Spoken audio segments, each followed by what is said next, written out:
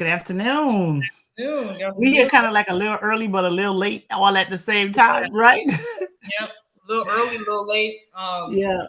Trying to So get through this this weather that the Florida decided that they wanted to share. yeah, Uh Florida's schizophrenic with the weather right now.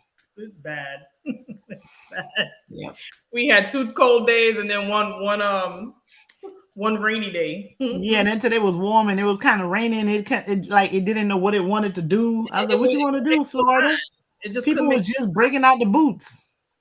okay in jackets. Just people Yeah, mind, but okay. yeah, because I have on like a kind of like a sweater vesty type of thing. I didn't break out boots though. I didn't break out the boots. Oh, you didn't think we were ready for the boots? No, I didn't do boots. I did closed toe shoes, but I didn't do boots.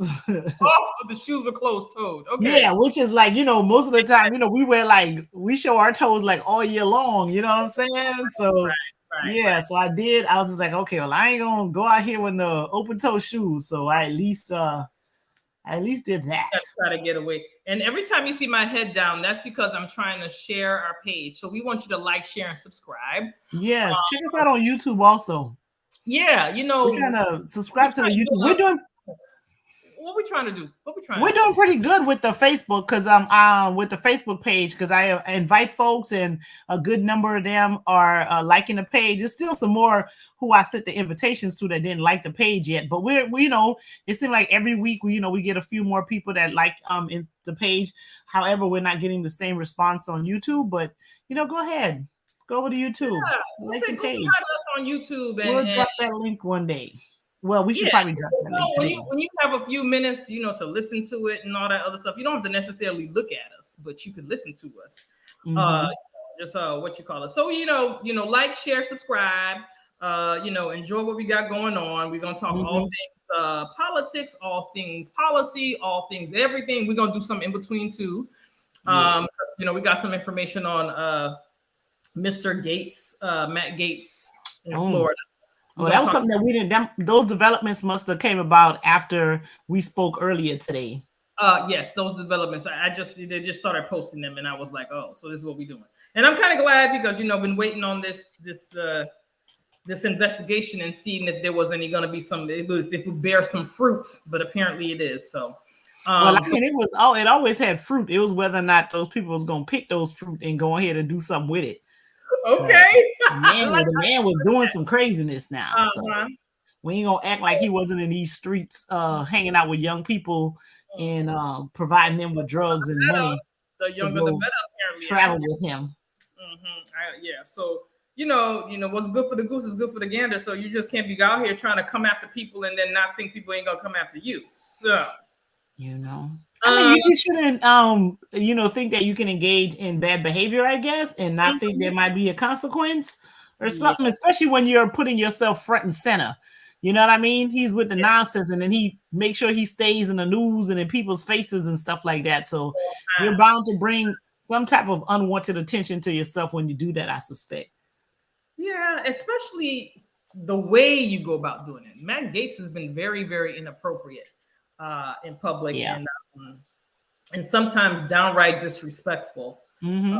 So I just think that it's important that if you're gonna give that energy, just be ready for the energy when it come back. You know what I mean? So how was your All week? Right.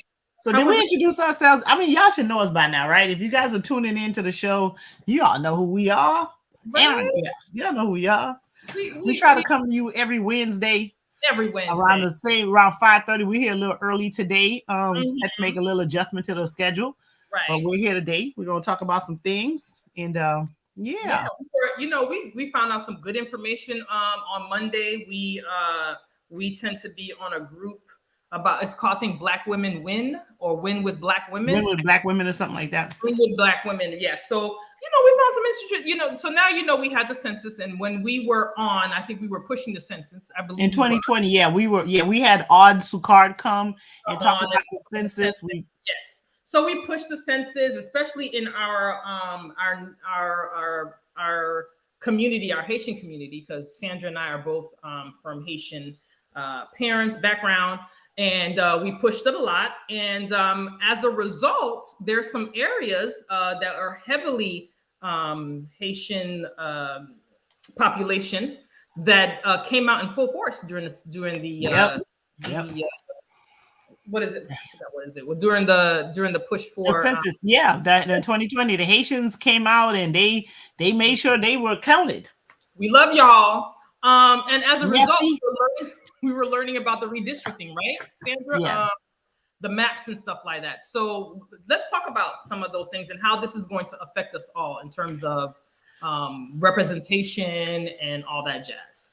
So one of the things that happened as a result of the census was that Florida did gain another seat, but that was more in the Central Florida area. They did gain an additional seat. That's a U.S. congressional seat in the Central Florida area, so they did gain a new seat.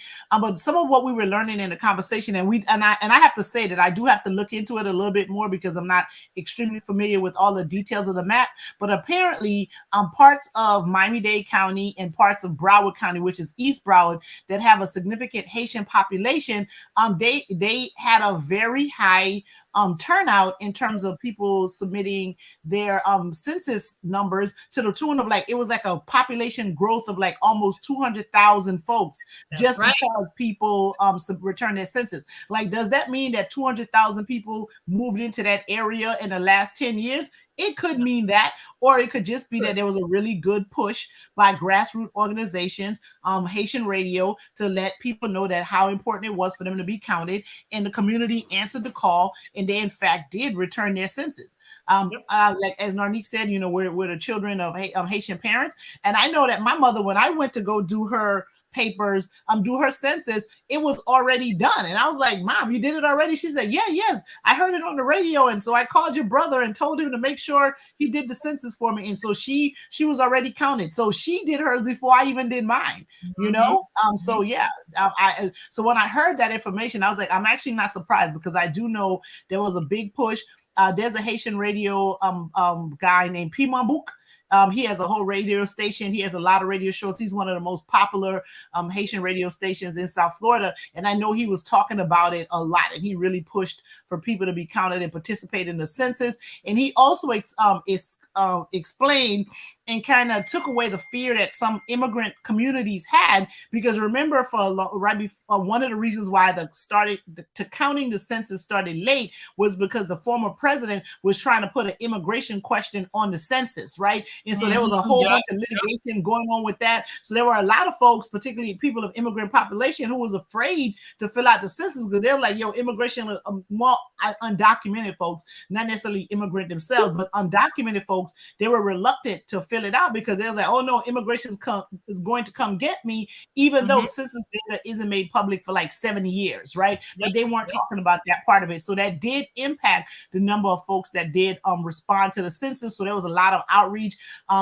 people trying to go and dispel this myth and kind of counteract what the former president and some of his supporters were doing and how it had a negative impact on immigrant undocumented communities. But the Haitian community, they stood with the message that P. Mambouk and a lot of the other small grassroots organizations were talking about, and they went ahead and filled it in to the tune of there was a 200,000 at least 200,000 number increase in people of Haitian descent being counted in the census. And and when we had that conversation, one of the things that we were talking about was that is an amazing number.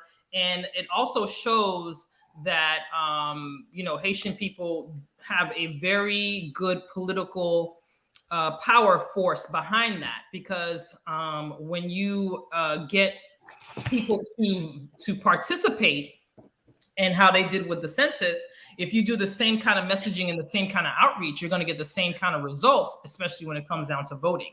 So that's very important that we kind of, sit on that and talk about it a little bit, because if, when the Haitians galvanize together to get that, to get the word out to do the census, it's the same kind of galvanizing they were getting out to vote also, because we were in an election year, and also it was around the same time, so we had a lot going on. Yes. So that's important.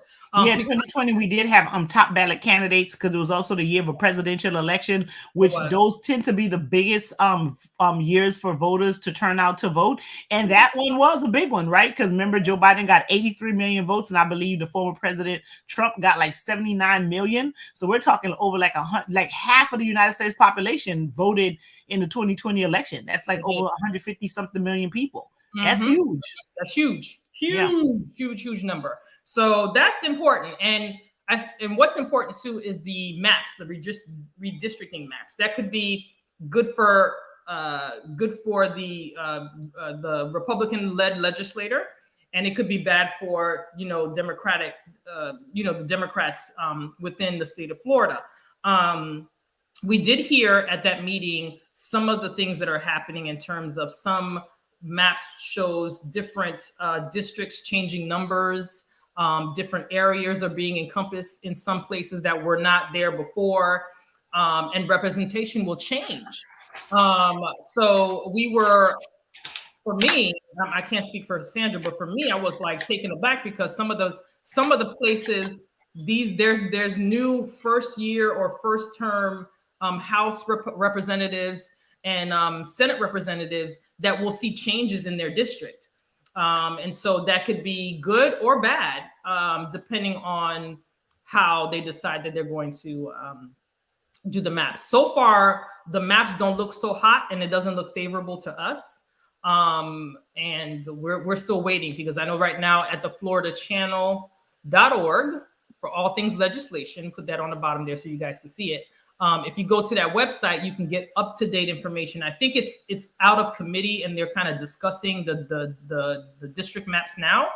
But I think it's very important that you pay attention to that because that can mean the difference in one, representation, two, I'm sorry. The dogs just opened the door and walked in. Sorry. Give me a minute. Take over, Sandra. Okay. So what Narnique was talking about is saying like how important it is to talk about these maps. And I think at this point, the census is over. The numbers are what they are. And I have to say that as a show, even as president of the Democratic Women's Club of Greater Broward, we pushed like how we talked almost every time we had a meeting that we needed to try to get a lot of Democrats elected, right? We encourage people to donate. I had the Act Blue link. I had put link for certain PACs. I even encouraged people to support candidates that were outside of Florida. That we found out which seats that we might have been able to flip, some that we needed to retain, and that type of stuff. And I encourage people to donate. I even donated to candidates that were outside of the area just because I wanted to give them an opportunity to to get their names out there and have people vote. So we pushed because we knew that we were going to run into some issues with this redistricting if the Republicans were able to get a supermajority in the House and in the Senate. Absolutely. And unfortunately, we lost. We ended up losing, I think, about 3 Democratic seats, at least in South Florida, in the Florida House, and then we also lost some congressional seats too. But luckily, in the Democrats maintained control of the Congress, the United States Congress. House of Representatives, because we had like a big number from the 2018 election. There was like a big push or whatever. So we were able to maintain that. However, we knew that was going to be an issue. But I, in terms of like if the Republicans had the ability to draw the maps, because they were pretty much going to make it very difficult for Democrats to win, right? And so they'll have places all cut up, chopped up, horseshoe, all different types of things. So we know it's going to happen. But I did have an elected official tell me that, Republicans are doing that, but they also said if the Democrats had control and they were able to draw the maps, they probably would have drew them in a way that was favorable to them. I still don't think that Democrats would do it to the extent that Republicans are doing it, because remember, coupled with the fact that they get to draw these maps, they're also trying to push like voting reform that's really not needed, because there was nothing wrong with the voting process in the first place, right? Because they're believing in this big lie that there was some sort of election fraud and all this different type of stuff. So they're trying to negatively impact voting rights. And I think because they're willing to do that, that they will try to draw maps that will disenfranchise Black folks and places that have Democratic strongholds. Absolutely. And as you can see, based on some of the legislation that has been put forth by the Republican Party, they're doing everything in their power to not only continue on with the suppression of voting, but they're also, the governor is also trying to bring about a whole department for voter fraud. He wants $5 million. What is it? $5 million. Or is it what? Or is it five? I can't remember. But it was. See, he wants an astronomical amount of money to create this department that is solely for the purpose of making sure there's no voter fraud. That's one thing. And one thing. Yeah, I think it's something about he wants to create like have like a police agency that monitors elections and voting, and it would actually be an agency where I guess he gets to hire or put the people on there that are going to monitor these elections to make sure no fraud takes place. I guess it's gonna be fair. I guess if he's doing it, it's gonna be fair, right? Okay. I mean, but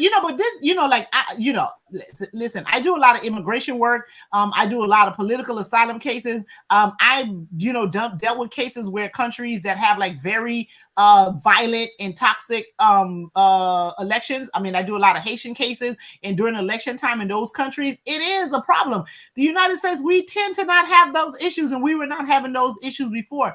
And most of the examples of voter intimidation that took place were not done by Democrat-leaning folks. I mean, it was a lot of Republican-leaning individuals that were going to these voting places and trying to intimidate folks and make them not go and vote. So the fact that there needs to be some sort of force led by Republicans to make sure voter fraud and voter intimidation doesn't take place when they're actually the party that's actually doing that is, I mean, it's actually laughable to me, but at the same time, it's not funny because it's a very serious matter.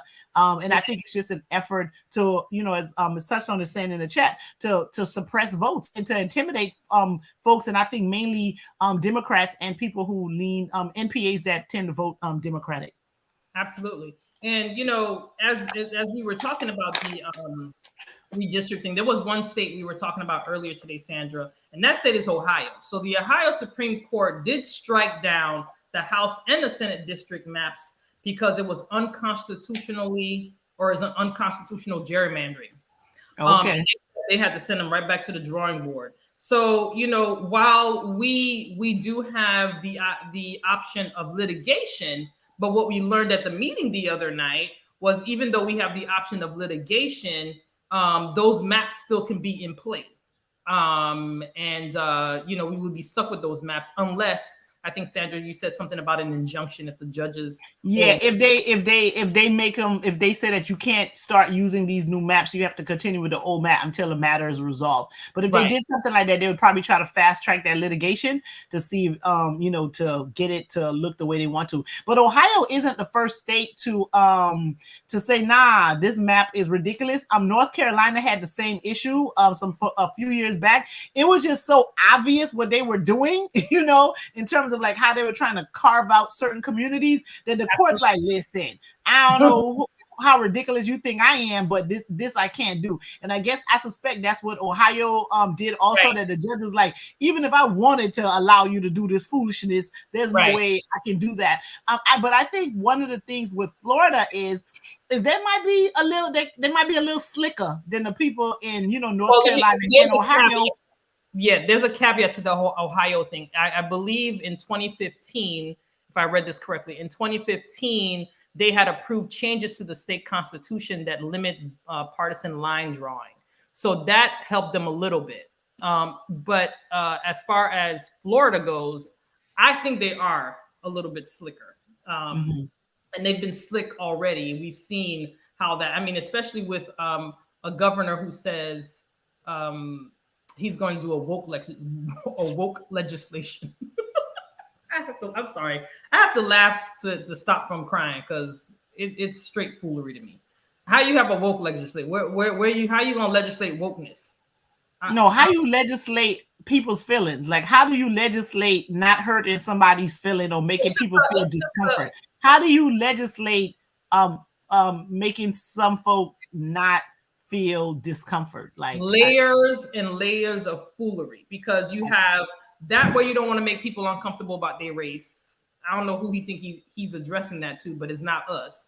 You want to have a woke legislation that woke is foolishness or whatever, and then you want to have a legislation against critical race theory that's not even taught in schools. But okay, you see the distraction is a distraction. He's just building his distraction one after the other and have people focusing on the wrong thing.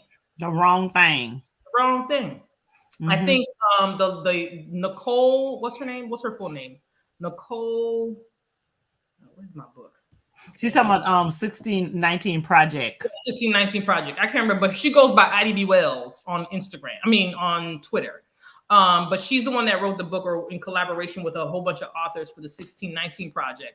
And one of the things she said that, she spoke about the Florida governor, and she's like, well, you know what? All the indigenous people, Black people, Hispanic people should just flood the courts with lawsuits, so they can, talk about how this is affecting their children in terms of who they are and what they've been through.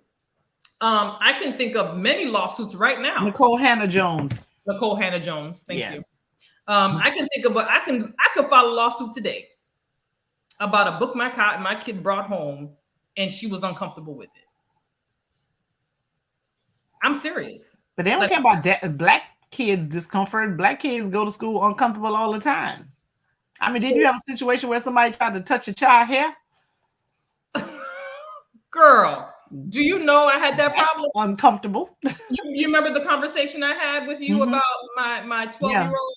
Who she had to keep. So I mean, Black children go to school uncomfortable all the time. So you can file your uncomfortable Blackness lawsuit, but they don't care about that one, because it's, to me, it's just the level of ludicrousy that is just the lunacy that he projects.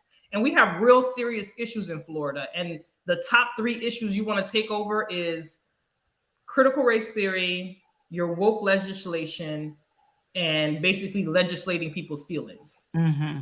So that's what we do. That's what he wants to do. Okay. All right. I mean, that's where you want to go.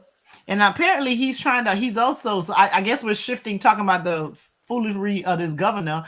He's trying to allow some medication that 99% of the people can't benefit from. I think there was I don't know if it's the Regeneron or one of those COVID. I believe it's Regeneron. That they're like, we not finna allow this to be administered, and he big mad about that too. So we really need to try to get somebody that really wants to do the people's work, instead of having some sort of agenda, a personal agenda that they're dealing with, and it's not necessarily benefiting Floridians as a whole. So this is kind of where we are with that. I see Mr. Neptune put in the chat, by the way, as third party voters, we have been fighting voter suppression from both major parties, Democrats and Republicans alike. Yes, and I do understand that that both of the parties may have some sort of may on some level engage with what people may interpret to be voter suppression. And it would be good if there was truly a viable third party for people to support. But the reality is that right now the United States is a 2-party system, and you pretty much need to pick your poison, because we literally mean pick your poison. Pick your poison. Red player, blue player, which one you want? That's where we at. We listen. We don't make up the rules. We just find the best way to play this game, right? And win at it as many times as we can. It's the best we can do. So as you know, Florida legislation. So the map is an issue. The Republicans are trying to do some nonsense. There are a lot of districts that are going to be affected. I know the one that I live in, I believe, is also going to be affected. I live in Miramar West. They're planning on splitting up Miramar. So one way or another, no matter which map is adopted, it's going to have a big impact on Miramar. There's one that's going to have an impact on Felicia Robinson's district, which covers parts of Miramar, but mainly in Dade County. And they're trying to make that one a predominantly Miramar district. We'll see what happens with that and how that affect her possibly getting reelected in August. Well, the primary is on August 2020. So for us, we know like really who comes out of the primary, you know, pretty much dictates who's going to win, particularly in Broward County, since it's heavily Democratic. So we always think about it in terms of August instead of November. So we'll see like what happens with that. You know, that opens the door for some new folks, new demographics, I should say, to have an opportunity to maybe win. Because I live in a city that's really mixed in terms of like culture, ethnicity, diversity. But we have like I think our commission is like all Black and probably all Jamaican. No, I think there's one person that's not Jamaican on that, but you know, so we have oh no, yeah, you're right. I don't think she's Jamaican. Yeah. Yeah, so she's on the commission, but everybody else I think is either Jamaican or got some Jamaican roots happening. And there's a couple other cities, I believe Lauderdale might be like that. Most of the commissioners in Lauderdale Lakes, I think, have some sort of Caribbean roots, you know, not necessarily all Jamaican, but some Lauderdale sort of Lakes has all female. Lauderhill is a mixture, but they're all Black. But to me, you know, and I'm not saying that, you know, for me, those cities, that representation is the representation of those cities. They are diverse, but I feel like, well, not feel like, what I've experienced and what I've seen with those cities is that they do everything for everybody. There's like they have Hispanic heritage. You know, they do stuff for pride. I mean, we have like events like, especially Miramar, man. Listen, I'm here for it, right? We have things all the time for everybody. Everything Hispanic heritage. They do stuff for like Jamaica independence. They have a carnival. I mean, they bring Universal Circus was coming here when, you know, before the pandemic, and we could be in these streets. You know what I'm saying? There's a Catholic church near me that had a fair every a county fair every year. So yeah, Miramar does a whole bunch of different things. And I've seen Lauderhill do a whole bunch of different things with for their diverse community, as well as Lauderdale Lakes. So I believe that they, you know, just because it's all Black doesn't mean that they're just doing for Black people. They are very, very diverse, and they do a lot of things in the community for everybody. I can't say for some of the cities, some other cities, because the city I live in don't do that. I'm not gonna say you're not in no diverse city, but I don't know how diverse your city is. It's not really that diverse. However, there's still some of us that live here. So Mr. Neptune said they cannot support the Democrats' voter rights bill because it hypocritically suppressed third party. That's probably true, but I don't think the Republican ain't offering nothing that helps nobody. So yeah. So the Republican one is only helping themselves. We like Mr. Neptune. Poison, red pill, blue pill, pick one. You can make a decision. I know you're third party. You are NPA, but at some point. No, he's a libertarian. I don't know about NPA. Oh, I'm sorry. He's a libertarian. You're a third party. I apologize, Mr. Neptune. Mr. Neptune comes and sees us coming on our show every week, and we're here for it. We're here for it. We love when he gives us these questions, and we love the pushback, and we have great conversations. And yeah, thank you, Mr. Neptune. But yeah, we about picking your poison. You got to pick the blue or the red for now. Yes, we do need a third party, but we need a viable one. We need a viable one, though. You know, we need a viable one. Maybe change the name from something else. Maybe that might look attractive to other people. But we need a viable, and we need one that's not going to align themselves too much with the radicals. And I don't even want to say the radical. I just don't need nobody going there to be disruptive. You know what I'm saying? Like just being contrary just because they can. Like ain't nobody got no time for that. It's things that need to get done. Yeah, we got you going over there just being contrary just because you can be contrary. We need the party for the people, the real people, the people, right? And then you do the people's work, not what's going on, not what we see on both sides. See, just because we identify with one party doesn't necessarily mean that we don't hold them accountable and we don't call them out, because we've been calling out Biden and Harris all from the time that some of those Democrats who think they're doing good, like you still need somebody to run against you, and the ones who are doing a bad job needs to not get reelected. don't care. You just because you're a Democrat for what? If you ain't doing nothing, you ain't doing anything. Or you're not doing enough. It's what's the purpose that you here? Why are you here? Why are you there? That's what I'm saying. Why are you there? Why are you here? Yeah, there's several third parties. Yes, I know. So the Florida legislator Mr. Neptune is talking about third parties. Florida whatever, legislative party. There are several third parties. There are. However, so we just did the special election District 20, right? Sheila Sheffield McCormick was on there. There was a Republican on there, and I think there was 3 other candidates, 2 MPA and a Libertarian on there. We saw the numbers. I mean, some of them people only got like 500 votes, okay? You're not winning nothing with no 500, no 1,000 votes in no election. So I'm not saying there aren't several third parties, but if it's a whole bunch of them and all they could get is 1,000 votes, they're not competitive and they're not going to make a difference. That's why it's like I keep reiterating the point that really you got to pick your poison and figure out how you're going to make that work best for you, because these parties are just way too small. It's third, fourth, fifth. It's probably 10, 15 of them, but they're not making enough of an impact. And even if you put all of them together, they still didn't even come close, right? Sheffield McCormick won that election by she got like 80% of the votes. Even the Republican didn't come close. And if you hit the Republican points, all the third party points, they were not beating her.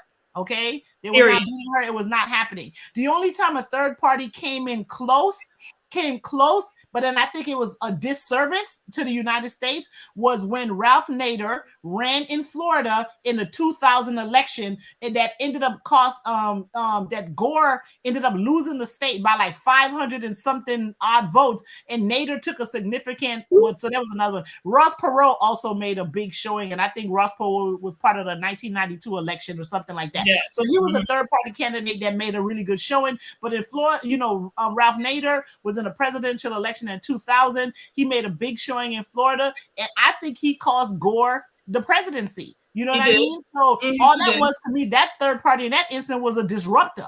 You know what I'm saying? And we ended up with 8 years of Bush. The 4 years of Trump made the 8 years of Bush not so bad, but while we were living it, it was bad. You know what I'm saying? So, and then again, like I said, Ross Perot did make a big show. He was the third party that made a big show, and I think that was it was either the 92 or the 96 election. It was one of those.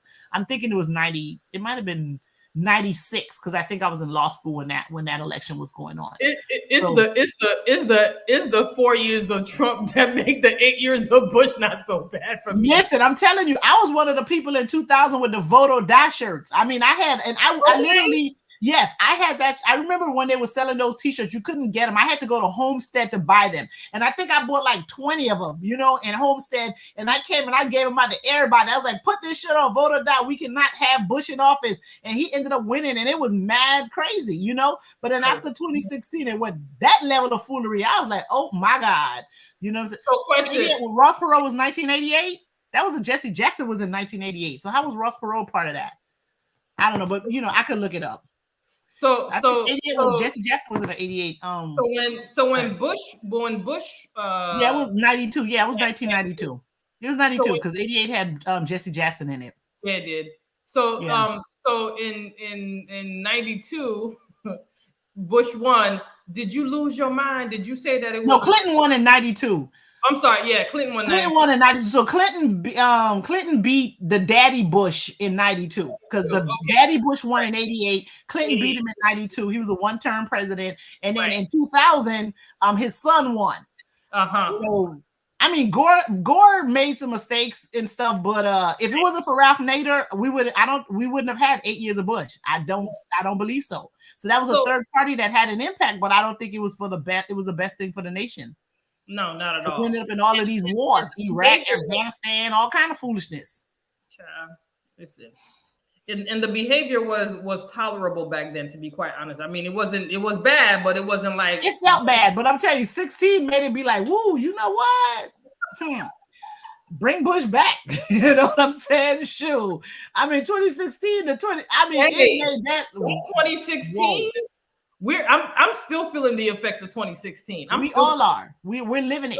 We're living it. We're living all the consequences of the nonsense that happened for that during that. As you know, 2022 is a midterm election year. You all need to be on your P's and Q's because so we get to vote out the governor of the state of Florida. Yes, and one senator, Marco Rubio. Marco Rubio is up for re-election.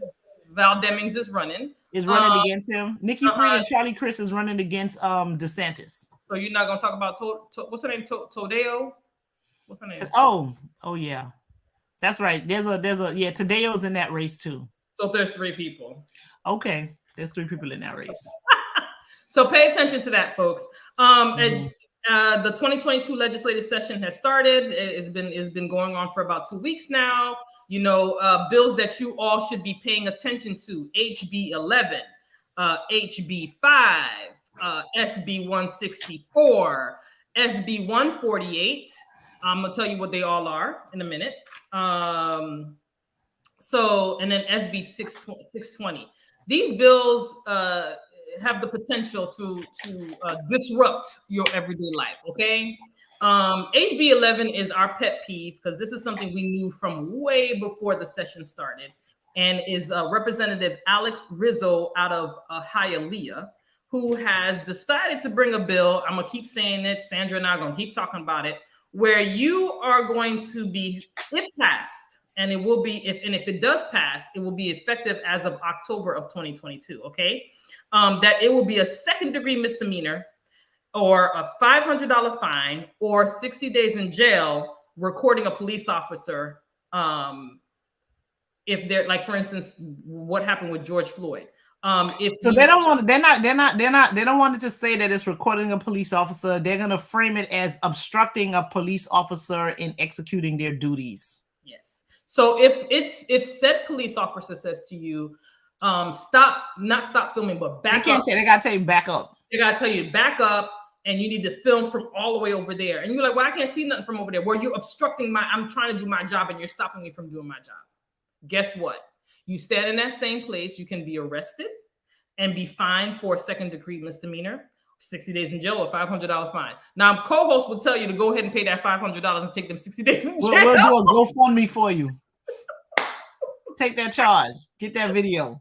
Take that charge, but get the video. Get that video. Take that charge. This is very important, because if it don't lose your life now, just get that video though. It's important. This bill is important because, as you know, these videos of these police officers, overreaching and not de-escalating and killing people, is what is used when they are on trial for said murder and or excessive force. And now they're making it difficult here in Florida. So you need to look out for that bill, because that's very important. Pay attention to that. You have SB 148, which is this anti-CRT, which is critical race theory. That is not taught in schools, mind you. It's not. It just ain't. Don't let that distract you. For fiction. Because it's a legislation on foolery. It is. There's nothing teach that in school. That's a straight up distraction. Don't pay no attention to it.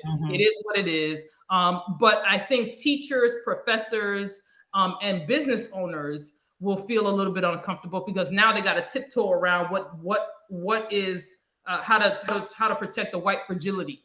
And I'm saying white fragility because this has nothing to do with Black people, because we've been mistreated, okay, and being made felt uncomfortable for all our lives. Anywhere we go, anything we do, we're always uncomfortable. So that's not for us. That's for white fragility. That's for white people who think that it's too harsh or it's too much to have a conversation about race and the truth and facts of history. So whatever. Other bills are, there's a medical marijuana bill. They're trying to make, medical marijuana legal. They need to go ahead and just go recreational. Just go for it. Just let it go. I mean, we out here, let me say, we'll support the medical marijuana, but they need to go ahead and just do recreational use, is all I'm saying. I just think y'all just need to go ahead and let that go. Okay. Just recreational use. Another important one is the juvenile expunction bill. I think this is extremely, extremely important.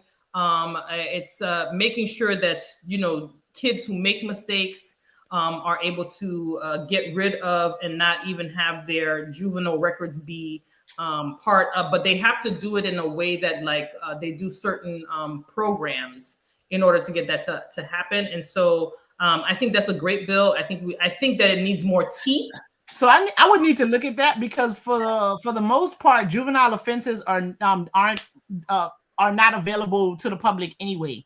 That's already a thing. Like if you commit an offense as a juvenile, they're not even able to use it once you become an adult, like meaning turn 18, and no employer, nobody have access to your juvenile records. I mean, like, of course, the federal government have access to everything, like if they need it, if you're trying to get some classification job or maybe like that. But for the most part, your juvenile record are not public information. Nobody can get that. So I'm not sure what that. I need to look at it. I can't say. I don't want to continue to speak on that because I did not look at it to see what it's about. But for the most part, juvenile offenses. Because one of the things that we need to understand is that juveniles are not convicted of crimes, right? They're actually adjudicated delinquent. So it's like almost like an administrative type procedure. So they're adjudicated delinquent. They're not found guilty of any offense. So that information is usually not, they can't usually use it against them as adult or in the workplace or anything to that effect. So maybe this is something for juveniles that are charged as adults or something. Yes, but unless that's what it is, then I don't. We'll get more information on that, because because that one might be another one of those things where they acting like they doing something and they ain't doing nothing for real. So I would need to look into that a little bit more. That's true. Because they'll go past some foolishness like, oh, what you did? Just do something that was already there. Okay.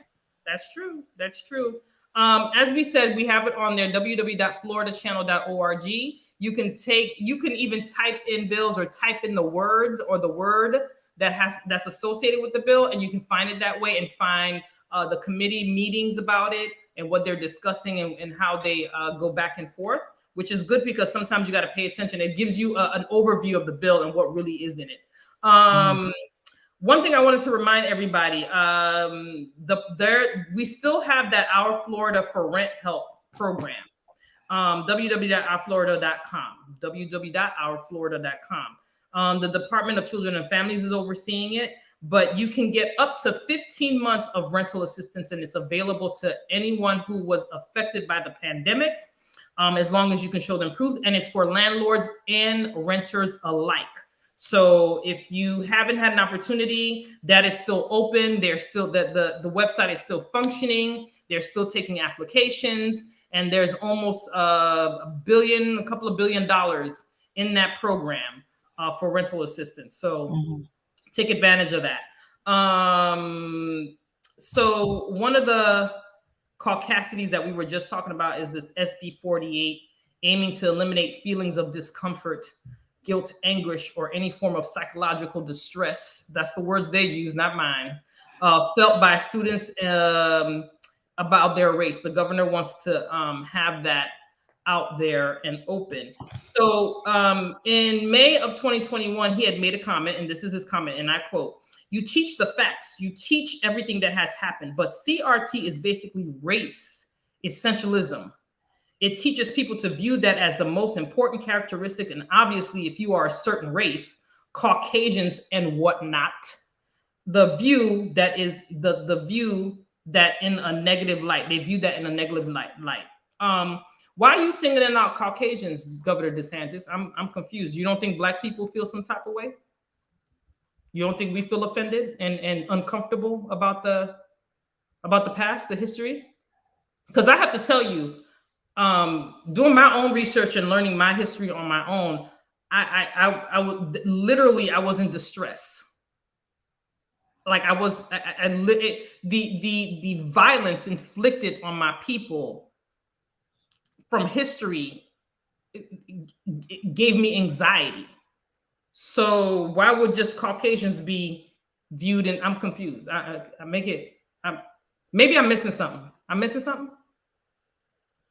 Were you traumatized by the history? But I mean, were you okay with it? Did you feel uncomfortable? I'm a Black woman. I walk into spaces and feel uncomfortable all the time, even though I shouldn't, but I do. But I don't care nothing about that. I love me some me. It's all right. I guess.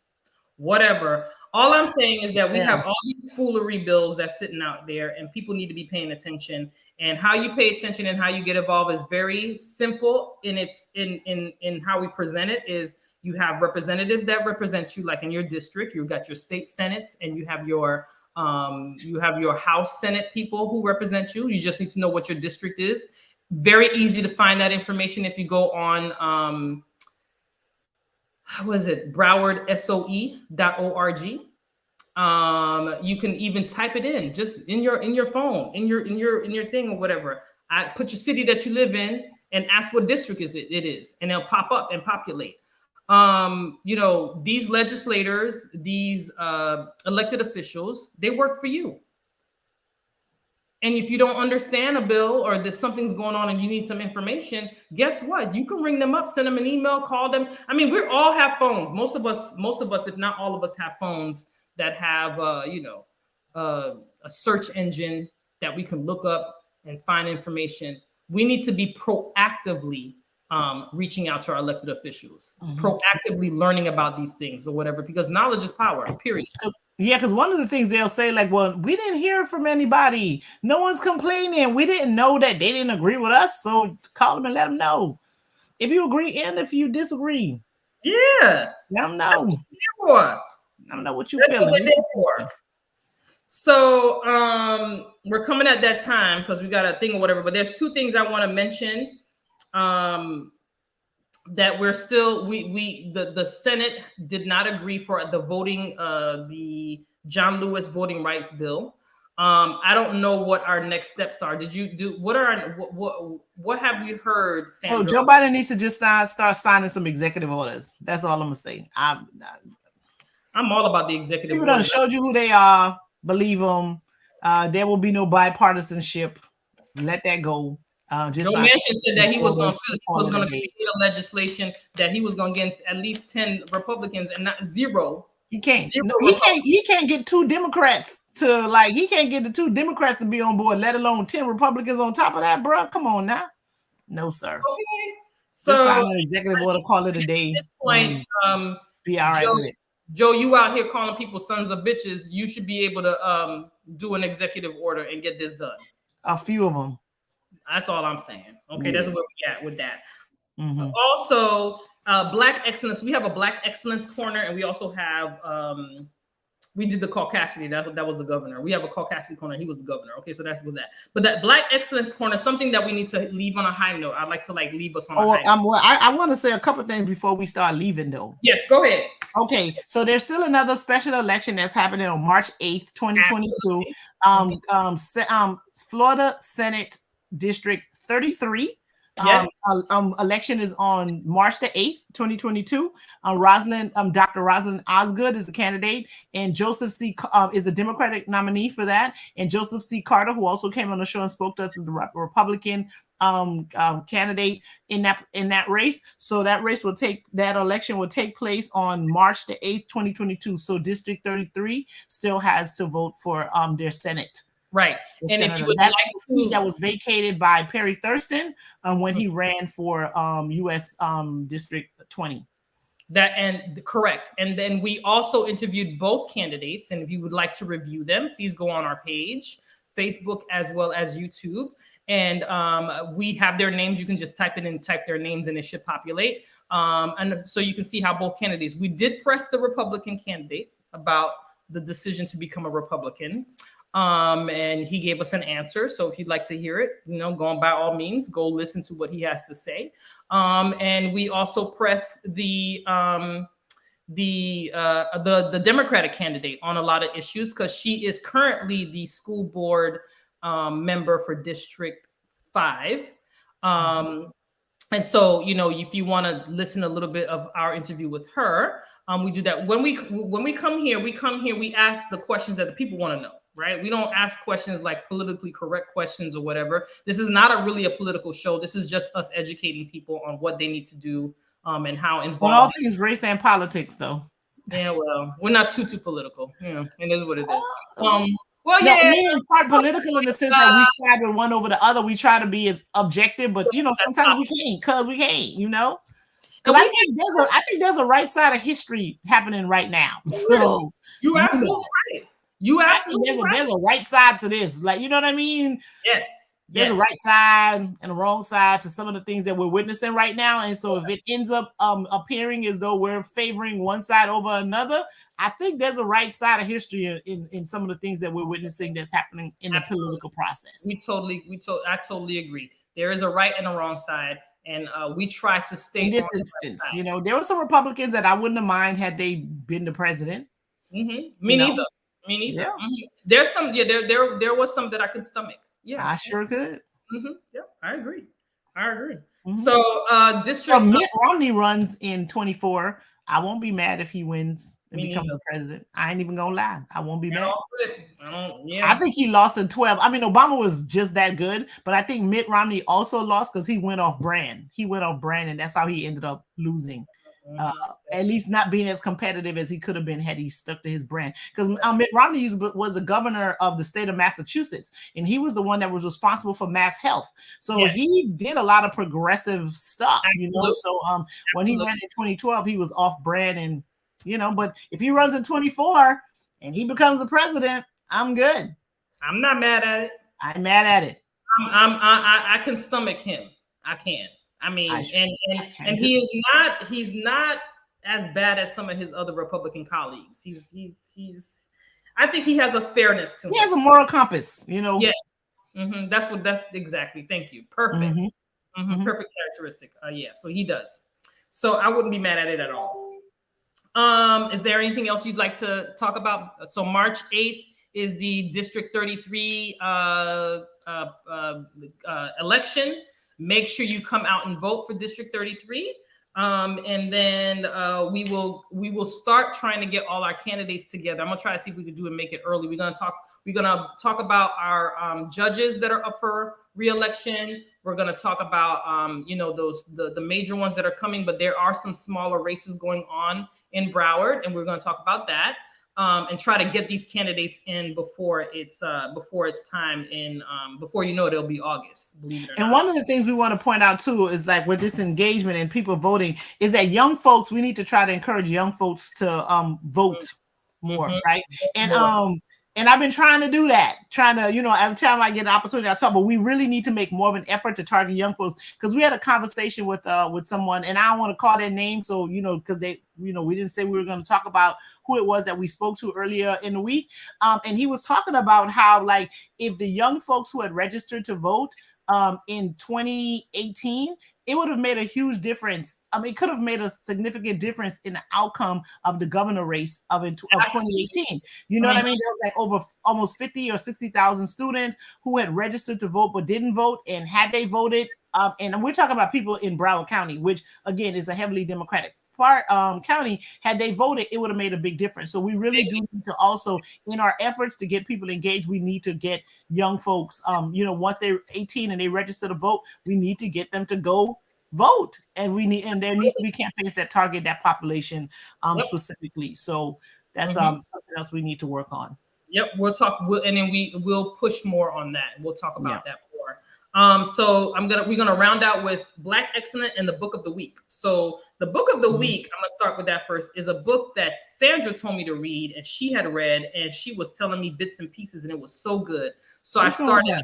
It's Stacey Abrams' Our Time Is Now. Oh, okay. Yes, I did read that. Perfect time to talk about that book. Stacey Abrams has decided that she's going to run for governor again.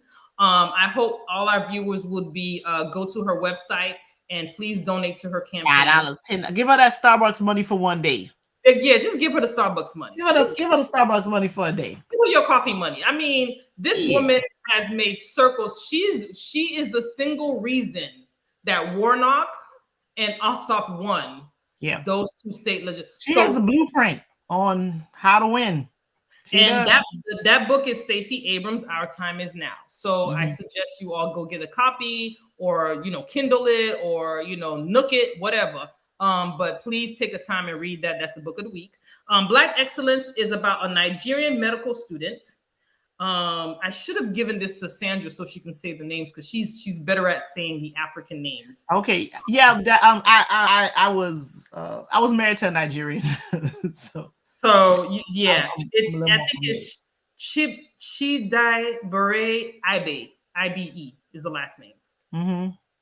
He is the creative director of the Association of Future African Neurosurgeons, and he will have his medical illustration of Black people published in the second edition of handbook, of a handbook that is meant to show medical conditions. There are no depictions and no illustrations of Black people in medical books or anything like that. He is one of the first to do the first. The first. He is the first to do it, and they are taking his picture, and he made one of an illustration of a pregnant woman. Pregnant woman, yes.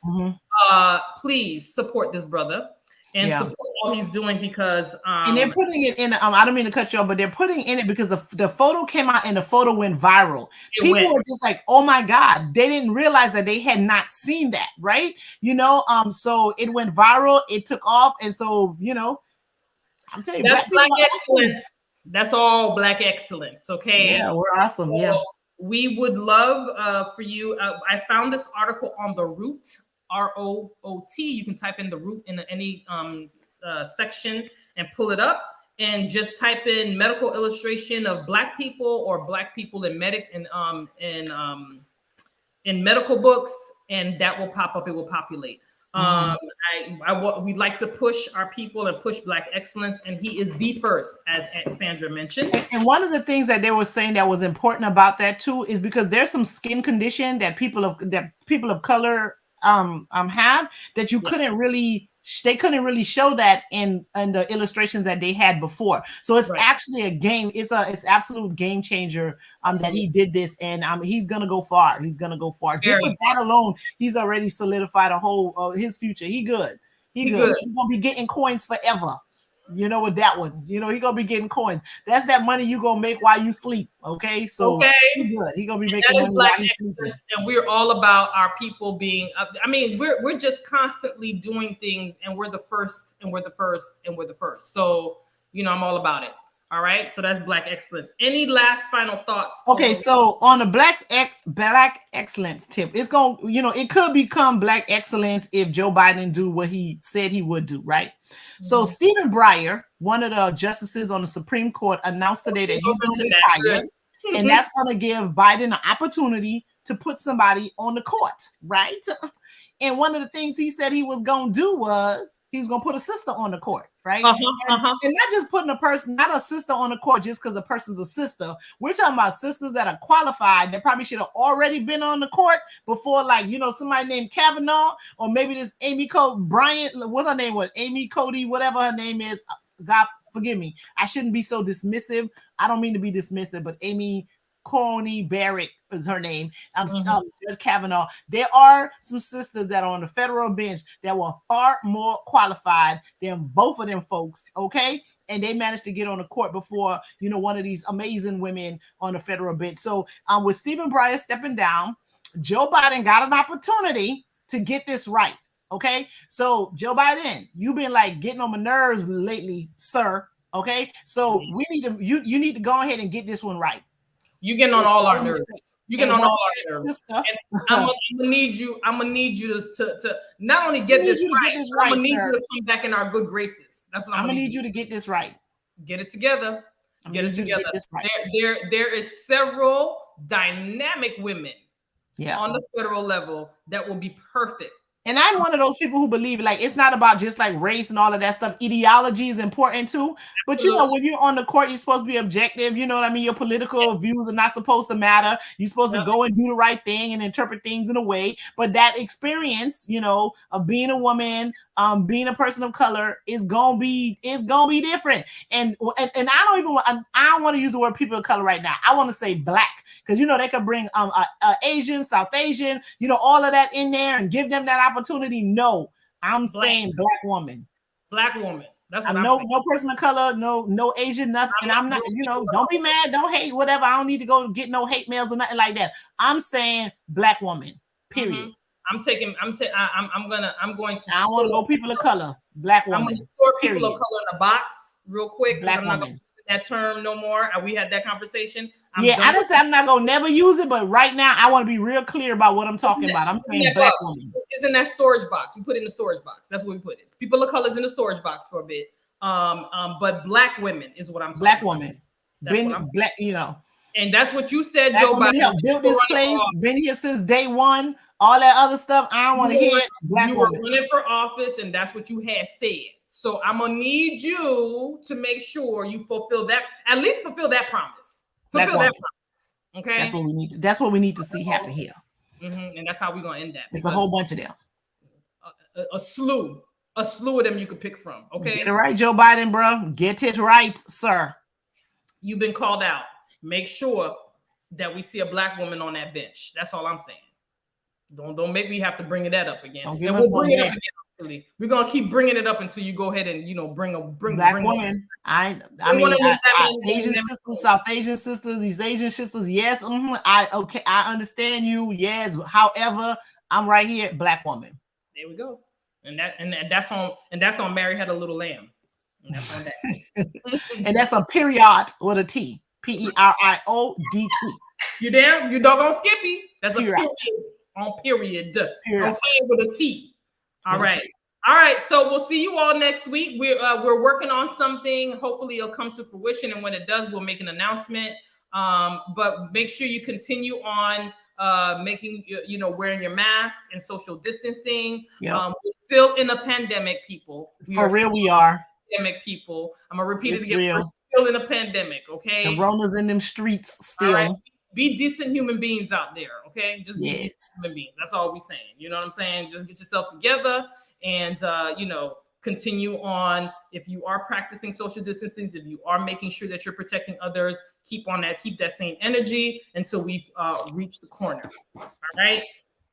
Okay, so we'll see you next week. Good night. We'll hopefully we'll be on time because I don't know, next week looking kind of funky for me, but we're gonna be on time. We're gonna make it happen. All right, play that commercial. Peace. Bye.